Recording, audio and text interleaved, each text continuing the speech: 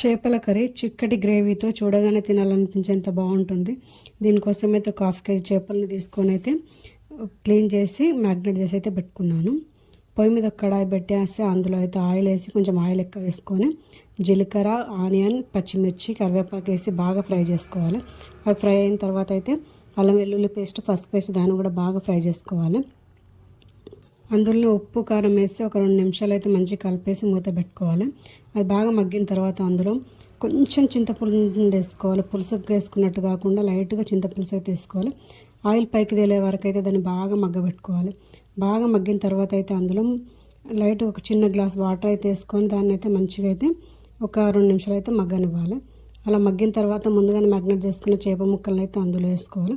తర్వాత అయితే ధనియాలు, జీలకర్ర, మెంతుల పౌడర్ వేసుకొని ఒక 5 నిమిషాలు పెట్టుకోవాలి. సూపర్ టేస్టీతో ఉండే చేపల కర్రీ అయితే రెడీ అవుతుంది.